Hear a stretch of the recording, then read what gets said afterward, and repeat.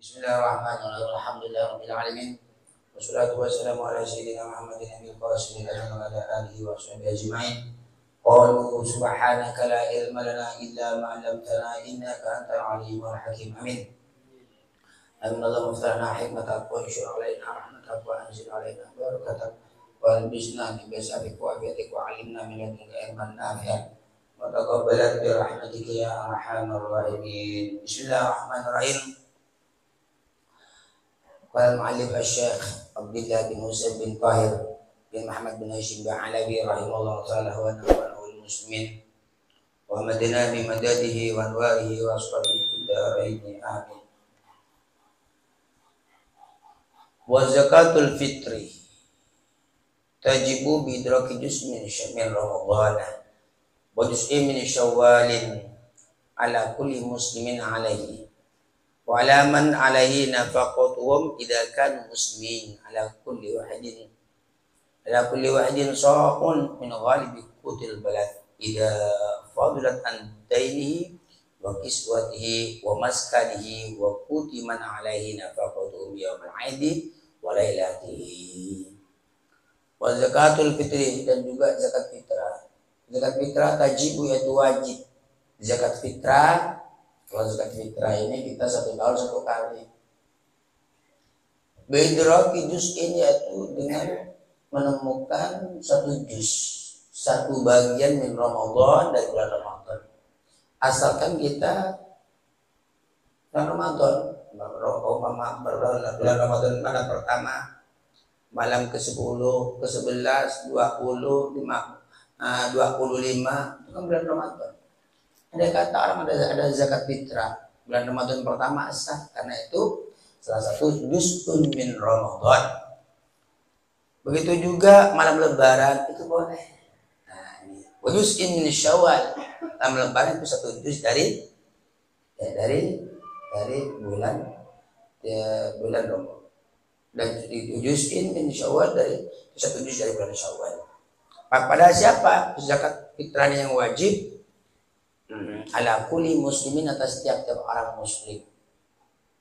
Seorang muslim, kalau dia bukan orang muslim, tak wajib zakat. Zakat ini yang wajib, zakat fitrah. Adapun zakat mal, zakat tijarah, ini yang wajib bagi orang muslim. Kalau orang kafir, apapun bentuk orang kafir tersebut, maka tidak wajib dia zakat.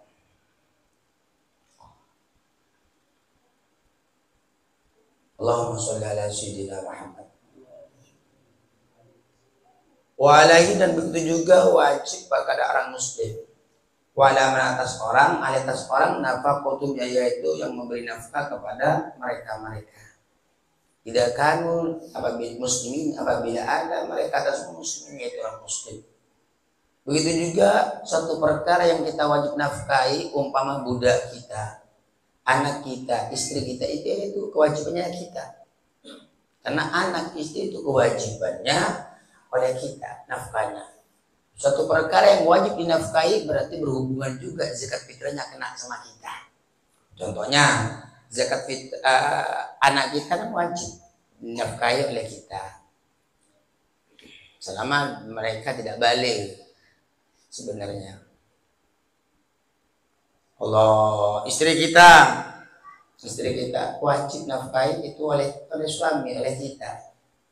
Nah, berarti kalau wajib dinafkahi, begitu juga berhubungan dengan seputar bab zakat juga wajib sama kita. Dengan catatan kembali tadi, kalau itu anak kita muslim. Kalau umpama naudzubillah ada orang Zaid muslim, istrinya muslimah, punya anak kafir kecil, umur 10 tahun, 10 tahun atau 15 tahun, enggak wajib zakat fitrah dia, karena dia bukan muslim. Zakat fitrah dia yang wajib yaitu bagi orang muslim. Kalau bukan orang muslim, apapun bentuk kafirnya, maka dia tidak wajib zakat.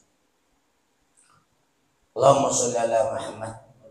Ala kulli wahidin sa'un, atas tiap-tiap orang, sa'un itu 1 sa' min ghabi kutil balad, dari lumrahnya kekuatan negara tersebut. Ida fadulat apabila lebih ad-daini dari hutangnya, wa kiswati dan pakaiannya, wa maskani dan tempatnya orang tersebut juga, wa kutiman alaihi nafaqatum dan juga nafkahnya orang yang wajib itu dinafkahi ya ma'idi pada hari lebaran, walailati dan malam lebaran. Begini, untuk satu orang itu 2,5 kilo atau 2 kilo 7 on nih. Kalau 2,5 kilo berapa? Petong on. 27 on. Itu kalau kita tergantung yang kita makan. Umpama yang kita makan itu beras, berarti zakat kita 2 kilo 7 on. Enggak sampai 3 kilo. Cuma 2 kilo lebih, 2,5 kilo lebih. Umpama yang kita makan itu gandum, ya gandum yang wajib kita. Ya tergantung kekuatan atau kebiasaan yang kita makan. Nah, ini bab zakat. Madzhab Syafi'i itu kan mewajibkan zakat fitrah itu apa yang kita harus kita makan, yang tergantung yang kita makan. Nggak boleh itu berzakat langsung uang, apa yang kita makan langsung. Maka kita makan beras, berarti beras yang wajib kita keluarkan yaitu berasnya. Berasnya 2 kilo 7 on. Itu yang lebih bagus. Allah, umpama lebih tidak masalah. Berarti kalau lebih itu kena double. Pertama, bab zakat wajib. Nomor 2, dia kena sedekah. Dan juga mengapa kita harus pelit-pelit, sedangkan sedekah zakat itu kembali ke kita, bukan kembali ke orang pahalanya. Dohirnya aja itu kembali ke yang si penerima, padahal pada hakikatnya nanti kembali kepada Allah di saat dia wafat, maka pada hakikatnya dia kembali kepada orang yang berzakat, baik zakat wajib ataupun zakat sunnah. Kenapa harus pelit-pelit? Memasakkan 3 kilo tidak masalah itu, memang lebih, cuma lebihnya itu double, kena sedekah sunnah. Umpama kita mau zakat uang, kalau uang kita ukurkan beras 4 kilo, umpama berasnya 10 ribu 1 kilonya, berarti kalau kita zakat uang 40 ribu. Umpama berasnya 1 kilonya berapa? 15 ribu, berarti 60 ribu. Itu kalau bentuk uang. Kalau kita mau zakat bentuk uang. Cuma kita pindah madhab Abu Hanifah atau madhab Hanafi. Allah. Sebenarnya kelakuan kebaikan tuh walaupun dohirnya orang yang menerima, tapi pada hakikatnya nanti kembali ke orang yang melakukan kebaikan. Mama saya sudah pas sama Zaid 10 juta, 1 juta, 100 ribu, dohirnya aja itu. Tapi pada hakikatnya nanti kembali ke siapa pahalanya? Kembali kepada saya. Semua kebaikan tersebut kembali ke kita. Begitu juga kalau toh kebaikan kembali ke kita, kejelekan juga kembali ke kita. Allahumma sholli ala sayyidina Muhammad. Dengan catatan yang wajib kita zakat fitrah, idza fadlat an daini, apabila lebih dari hutangnya. Kalau masih punya hutangnya dulu. Tidak wajib dia zakat. Tapi andai kata dia zakat juga tidak masalah, tidak apa-apa. Wa kiswati dan juga pakaiannya, kalau dia nggak punya pakaian ya beli pakaian aja, jangan zakat. Kalau uangnya pas-pasan, umpama punya uang 50 ribu, sementara sampean tidak punya pakaian sama sekali, ya udah jangan zakat, belikan pakaian saja.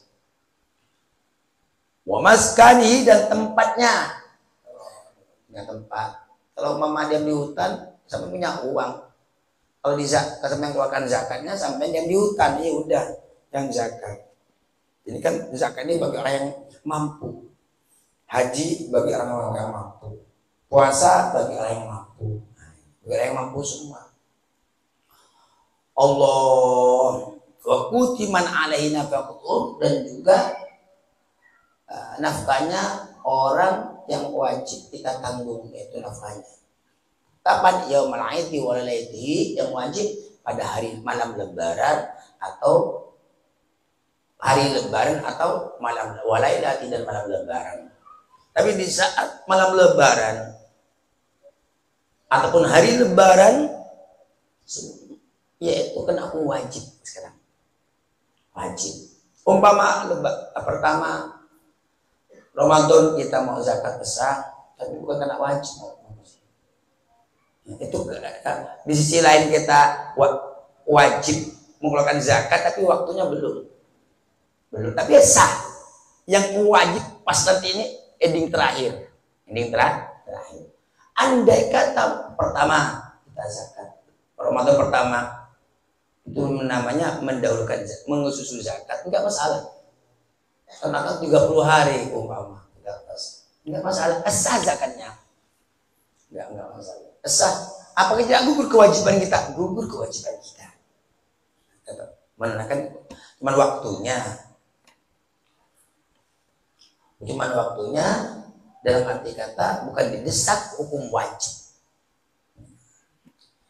Allah diperbolehkan zakat terlebih dahulu, karena itu malam 1 Ramadan itu yaitu merupakan juz'un min Ramadan. Malam kedua juz'un min Ramadan, artinya boleh. Allahumma sholli ala sayyidina Muhammad. Wa tajibu, dan wajib aniyatun niat fi jami'an wa zakat, dalam semua urusan bentuk-bentuk zakat. Warna-warnanya zakat apapun bentuknya itu wajib kita niat. Bahwa kita niat zakat tijarah, niat zakat fitrah, ba'da ifrazi, setelah di setelah dipisah. Oh, ini untuk beras ada, untuk nafkah ini ada, artinya langsung keluarkan zakatnya. Itu ba'da ifraz namanya. Oh, hutang ini, kalau hutangnya 100, punya zakatnya 60.000, kan nggak cukup juga. Nggak masalah. Oh, ya asalkan orang yang punya uang orang yang dipinjamin 100 juta tersebut mau aja 50.000 kan gitu, atau 60.000 dibayar, kan malu juga kita. Jadi kembali pembahasan bahwasanya zakat fitrah itu bagi orang yang mampu pada intinya. Makanya semoga kita oleh Allah diberi kemampuan untuk zakat dan lain-lainnya. Kalau kita mampu zakat, berarti kita kan udah mampu, alias sudah cukup. Wa yajibu sarfa ila man wujida minal fuqara wal masakin wal 'amilina 'alaiha wal mu'allafati qulubuhum wa fil riqab wal gharibina wa fi sabil wa fi sabil. Bagi siapa? Ini kan ada penerimanya. Zakat itu tidak sembarangan. Ada orang-orangnya ini. Makanya dalam Al-Qur'an disebutkan, dalam Al-Qur'an, innamas shadaqatu lil fuqara'i wal masakin wal 'amilina 'alaiha wal mu'allafati qulubuhum wa fil riqabi wal gharimina wa fi sabilillah wa banis sabil. Itu surah Taubah itu. Jadi zakat tidak sembarangan. Pada siapa untuk kita mengeluarkan zakat? Itu ada orang-orangnya. Siapa mereka? Insya Allah pengajian yang akan datang. Wallahu a'lam bishawab. Berniat sejenak. Bismillahirrahmanirrahim. Faslun, yaitu satu pasal dalam menjelaskan hukum-hukum niat. Adapun hukum-hukum niat itu ada 7, cuma di sini 3. Dalam agama itu kalau dibutuhkan niat semua, maka kalau kita niatnya untuk ibadah dapat pahala.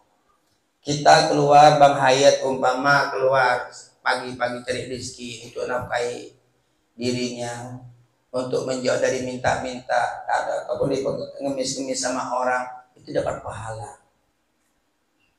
Oh, Bang Hayat bisa dapat uangnya beli nasi sambil nasi untuk ibadah, biar pergi pengajian, biar sholat, itu makanya dapat pahala. Makanya niat kita tuh bagus-bagus. Oh Bang Hayat seumpama hidupnya, saya selama hidup sama ngaji terus, mau rotipan, mau ngaji ikut pengajian, selama saya hidup, berarti itu niatnya dicatat terus oleh Allah Subhanahu wa Ta'ala. Andai kata tidak bisa hadir di kerengan sakit, tetap dicatat waktu ngaji tersebut. Karena niatnya, karena niatnya. Allah, makanya usahakan niat kita tuh baik-baik, biar dikumpulkan dengan orang yang baik. Faslun, satu pasal, an-niyat disebut bab niat. Puasa kalau nggak niat, puasa wajib tidak sah.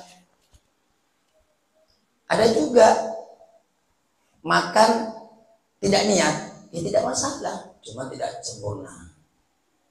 Dan dapat pahala, jadi niat kita, niat untuk ibadah, dan kita dicatat makannya, kunyaannya juga insya Allah barokah karena niatnya itu baik. Niat yang baik tentunya organ tubuh kita akan berjalan ke kebaikan juga. Niat itu niat yang dimakan niat qasdus syai'i yaitu bermaksud sesuatu. Muqtarinan yaitu barengan bifi'i dengan mengerjakan sesuatu. Yang dimakan niat itu harus barengan. Saya mau makan, langsung makan, itu namanya niat. Saya mau ke Pontianak, langsung Pontianak, itu namanya niat. Umpama Haji Umar besok mau ke Pontianak, ngomong sama saya, Ustadz mau izin Ustadz, kemana Pak Haji? Saya punya niat besok mau ke Pontianak. Bukan niat itu namanya, azmun, keinginan. Kecuali Ustadz mau izin Ustadz, kemana Haji Umar? Mau ziarah ke Pontianak, kapan? Sekarang, saya punya niat sekarang, langsung berangkat itu Haji Umar. Salim, sungkem, langsung berangkat itu. Jadi kalau masuk subuh, jam 12 malam, bukan seketika, itu bukan niat cuma. Itu namanya azmun bahasa Arabnya. Artinya punya keinginan. Jadi yang dinamakan niat itu langsung, seketika. Itu namanya niat. Saya niat makan, langsung makan. Itu namanya niat.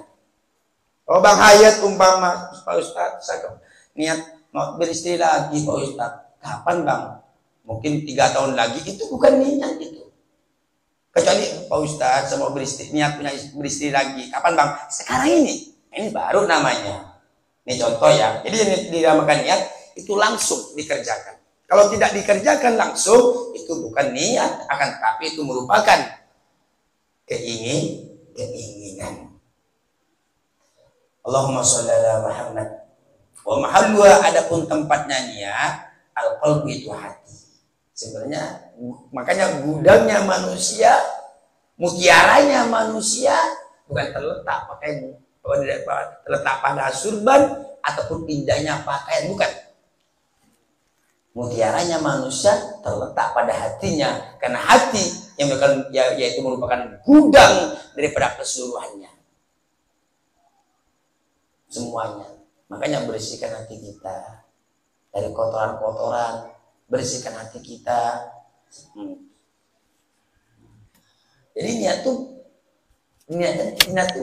ada dalam hati, niatnya. Cuman andai kata diucapkan tidak masalah, dapat pahala. Ya. Wa mahalluha, adapun tempatnya niat, al-qalbu yaitu di hati. Wa talaffudu biha sunnatun. Wa talaffudu, adapun mengucapkan biha dengan niat, sunnatun itu merupakan sunnah. Umpama dalam hatinya Bang Hayat tadi ngomong, dalam hatinya saya niat makan untuk memperkuat ibadah, tapi lisannya tidak, udah selesai, bisa itu. Tapi umpama langsung ngomong, saya niat makan berbuat ibadah kepada Engkau ya Allah, itu tidak masalah. Sunnah itu hukumnya disampaikan lewat lisan. Begitu juga bab wudu niat, hati tetap. Tapi andai kata dia ngomong, Bang Hayat tersebut lisannya berbicara, niat saya berwudu menghilangkan hadas kecil, lillahi ta'ala, langsung tidak masalah. Karena mengucapkan di lisan itu merupakan mendapat pahala sunnah. Allahumma sholli ala Muhammad. Wa talaffudu biha sunnatun wallahu a'lam bishawab. Faslun yaitu satu pasal kita dimil ilmi wa ahli dalam menjelaskan mengagungkan ilmu wa ahli dan ahli ilmu agama, ini ilmu agama. Jadi bagi seorang muslim, bagi seorang santri itu ada adabnya kepada ilmu, kepada orang yang oleh Allah dititipin ilmu, para habaib yang punya ilmu, para kiai yang punya ilmu, para syekh, para asatid. Nah, jadi kita mempunyai sebagai santri kita yang mempunyai kewajiban dua, di antaranya satu memuliakan ilmu seperti kita simpan pada tempatnya, bukan simpan sembarang kita untuk punya kitab. Kan ilmu kitab ini juga yang berahli dan ahlinya ilmu, ya orang yang alim kita muliakan orang yang alim. Bukan harus kita berguru, selama dia orang alim, yaitu merupakan warasatul anbiya, warisan para nabi.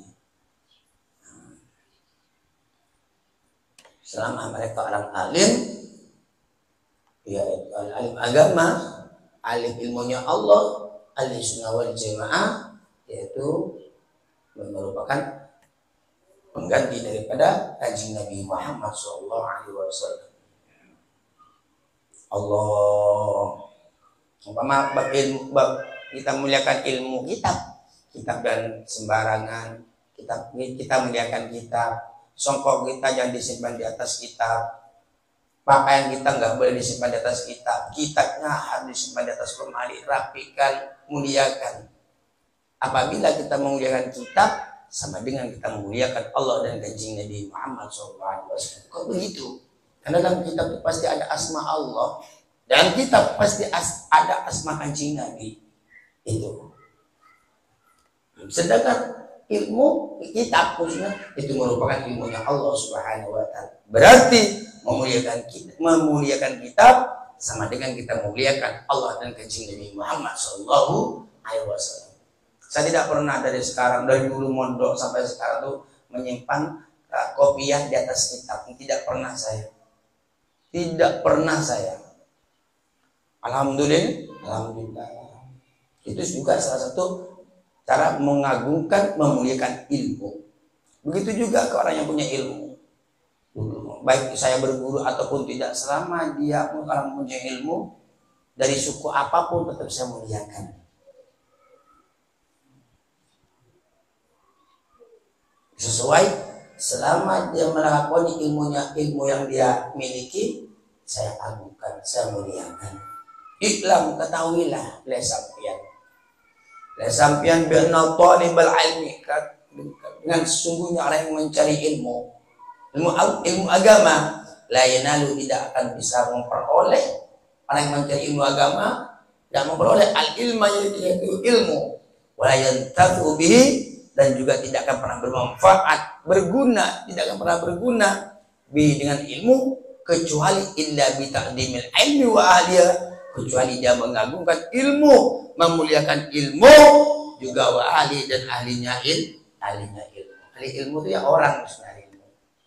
Wa ta'dimil ustadi, juga mengagungkan guru, ustadznya, mengagungkan, memuliakan, wa tauqiri, dan juga mengagungkan gurunya atau ustaz. Artinya begini, kita dituntut yaitu wajib mencari ilmu agama, tapi ingat, ilmu tersebut tidak akan barokah, tidak akan pernah bermanfaat kecuali kita mengagungkan, memuliakan, mengagungkan ilmu plus yaitu kepada guru-guru kita. Makanya jangan lupa kalau kita punya guru, kita doakan, kirim Fatihah. Biar apa? Yaitu biar roh kita tidak mati, biar roh kita hidup. Doakan guru kita atau kirim Fatihah. Kata Bang Hayat khususan, mau kirim Fatihah kepada Ustaz Zumar. Semoga beliau sehat, panjang umur, sukses selama dunia akhirat. Al-Fatihah. Baca Fatihah. Itu penyambung ruhani itu namanya.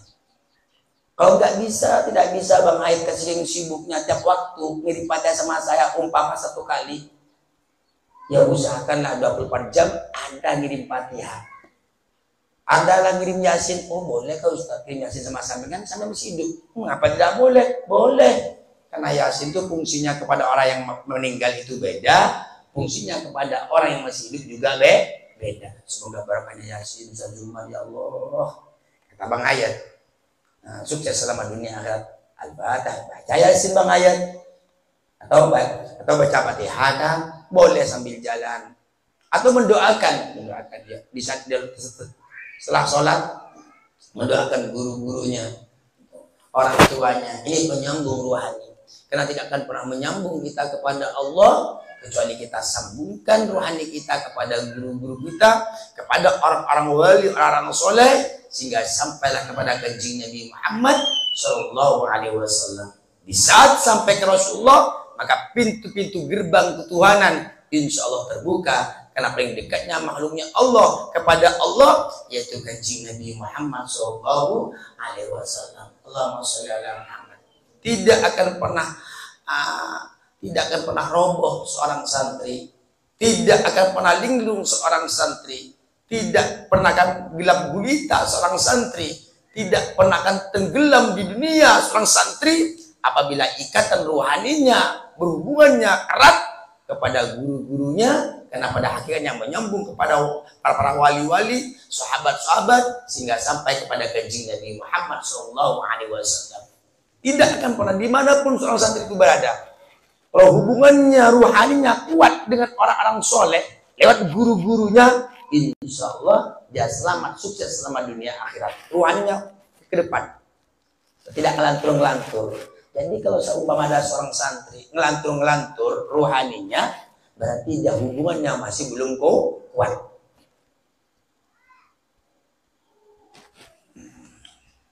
Jadi kembali pembahasan, ilmu itu wajib kita belajar. Mulai kita lahir sampai kita kembali kepada Allah, wajib. Tapi ingat, ilmu tersebut tidak akan pernah barokah, manfaat, kecuali kita memuliakan ilmu ataupun kitab. Dan begitu juga orang-orang yang punya ilmu, lebih-lebih guru-guru kita.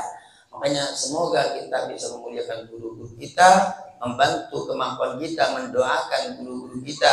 Semoga kita dapat barokahnya guru-guru kita, juga semoga kita dapat barokahnya orang-orang tua kita, sehingga kita sukses selamat dunia akhirat. Amin Allahumma amin. Wallahu a'lam bishawab. Bismillahirrahmanirrahim. Qala Syekh Al-Imam Abdurrahim bin Ahmad Al-Qadhi rahimallahu taala wa nafa'ana wal muslimin wa madana bi madadihi wal warihi wa sarihi fid dharain. Amin. Al-Babu Taswa Talasuna, adapun bab yang nomor 39. Fikih ahli nar, lah menyebutkan penghuni ahli neraka. Wa ta'amihim, dan juga bagaimana makanan-makan orang ahli neraka. Isyarabihim, dan minuman-minuman mereka. Karena di akhirat itu, di akhirat tempat cuma dua, imma ilal jannati wa imma ilal nar. Kalau kita selamat, kita oleh Allah dimasukkan ke surganya Allah, amin Allahumma. Tapi sebaliknya kalau kita tidak selamat, masih banyak tumpukan dosa, matinya kita belum sempat bertobat kepada Allah, tentunya kita harus mampir ke nerakanya Allah Subhanahu wa ta'ala. Allahumma sholli ala sayyidina Muhammad.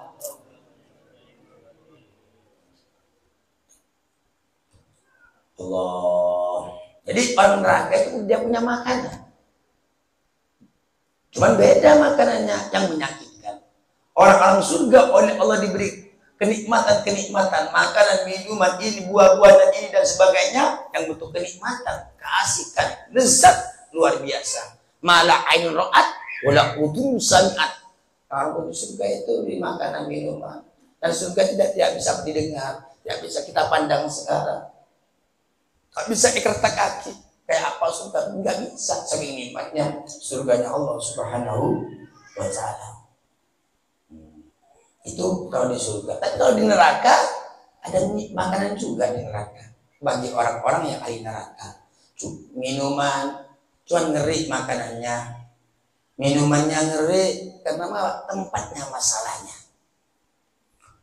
Qala Nabi sallallahu alaihi wasallam, bersabda kanjeng Nabi Muhammad sallallahu alaihi wasallam, Allahumma sholli ala sayyidina Muhammad, ahlun nari sudul wujuhi mudlimatul absarihim dahibatu uqulihim.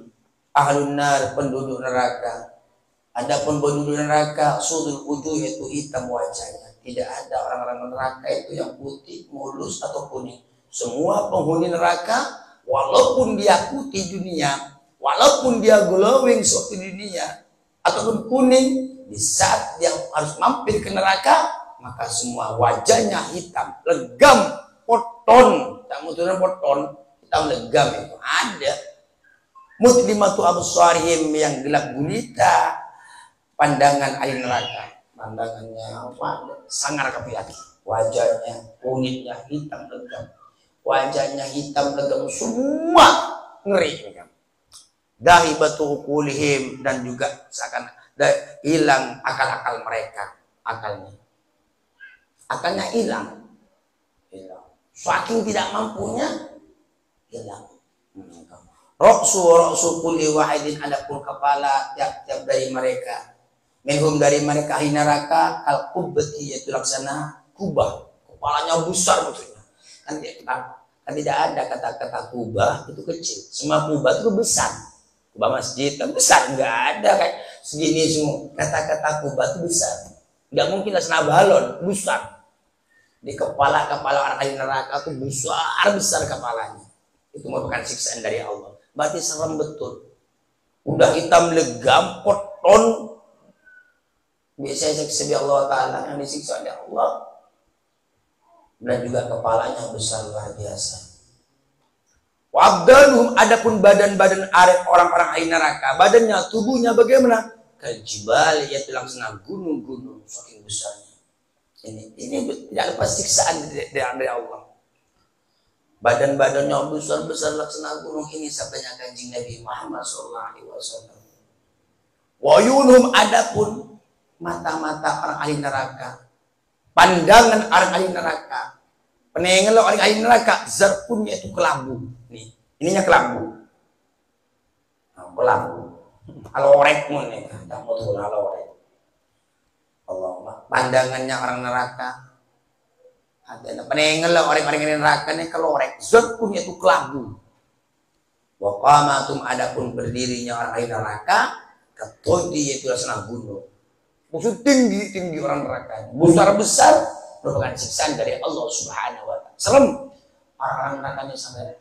Andai kata kita ambil penduduk neraka satu orang, maka niscaya orang-orang dunia ini mati semua. Saking seremnya, saking baunya orang-orang ahli neraka ini.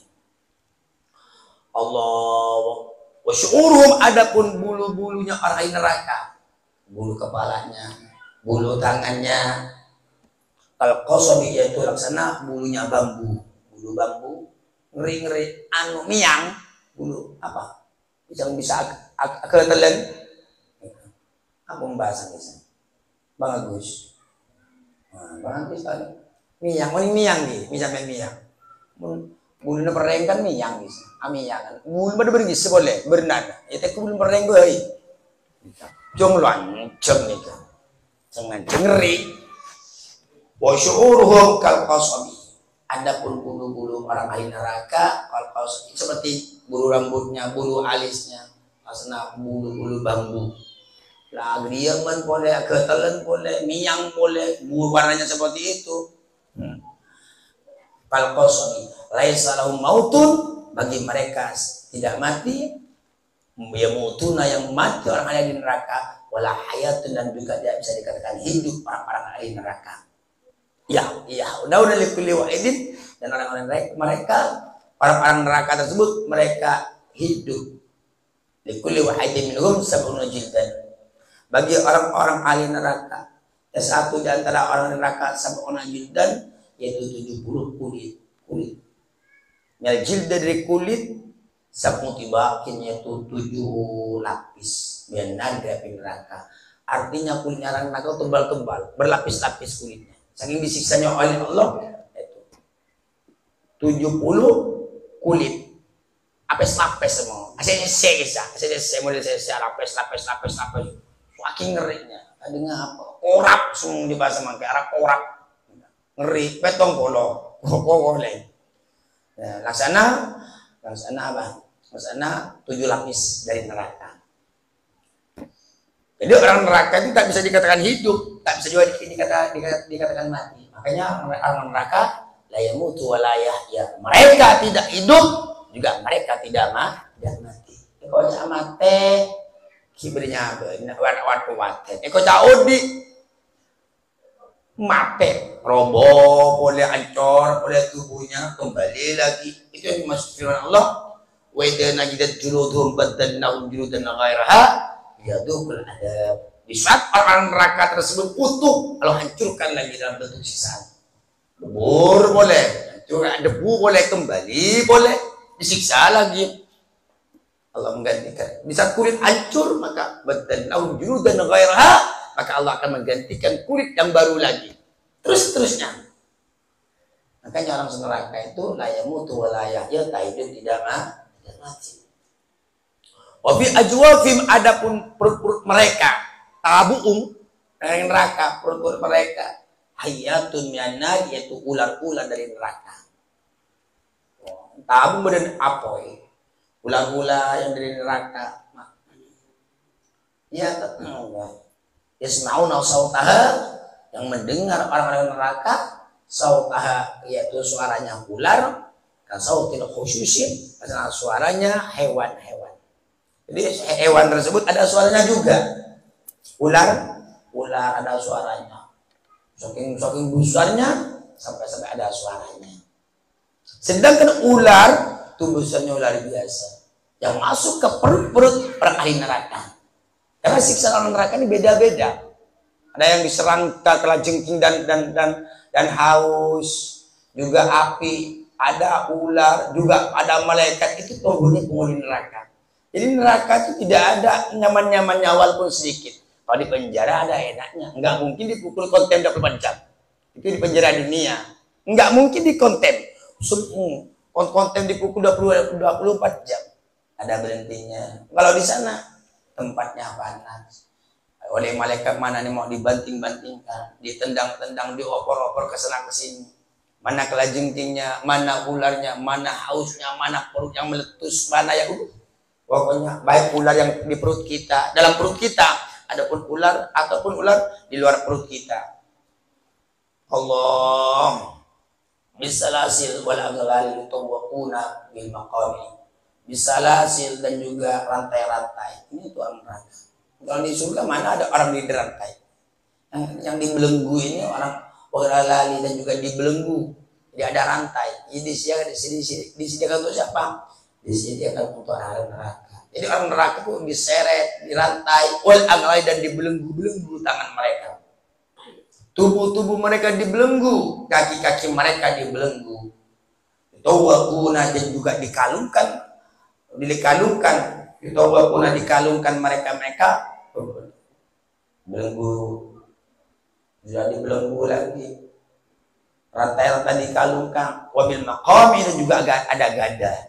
Gada itu protokol, protokol malaikat besar itu. Andai kata orang dunia ini mikul gadanya malaikat, niscaya orang dunia sekarang ini tidak akan mampu saking besarnya gadanya. Mau dibayangkan gimana? Jadi kalau cuma dipukulkan sama jitopik, lebur jitopiknya, jadi abu langsung satu kali. Coba, andai kata dipukulkan gada tersebut ke gunung. Jangan sampai dipukulkan. Penyandar ancor gunung, saking buruk, saking besarnya. Apalagi ini gada calon dipukulkan kepada orang-orang penghuni nerakanya Allah Subhanahu wa Ta'ala. Makanya di saat orang neraka itu dipukul pakai gadanya malaikat, maka orang-orang neraka jadi abu. Setelah itu kembali lagi utuh. Yudrabuna ala ujuhim, gadanya malaikat, yaitu mereka dipukul atas wajah-wajah mereka. Biar dari muan gak ada tal-talen. Ini dari soal pun. Si ajut di malaikat dari muan. Yang punya jad muan, itu punya jad muan, kena langsung kelenger. Muntah mati kelenger. Coba tes. Dekan Bang Hayat, dekan di tes di kita. Ini kor neng lah petepak muan melaki. Papan anu kaju bedu, muntah kelenger mati. Ikon nang lah kaya patapal langsung kemuan langsung suat kuat terwa insyaallah. Entah kau boleh siaran innalillah wa inna ilaihi raji'un. Sekian doa aja. Allah wabil maqami, dan juga ada gada yudrabu. Gadanya malaikat. Yudrabu ala wujuhim, di mana orang-orang neraka akan dipukul orang neraka ala wujuhim, dari wajah mereka yang dipukul. Jadi ini Rasulullah menceritakan, bersabda tentang penghuni neraka. Yushabuna, digiring orang-orang neraka semua, setelah itu digiring dibawa semua. Jadi memang ada rombongannya, orang neraka, orang surga, ada grup-grupnya. Makanya dunia yaitu merupakan gambaran di akhirat.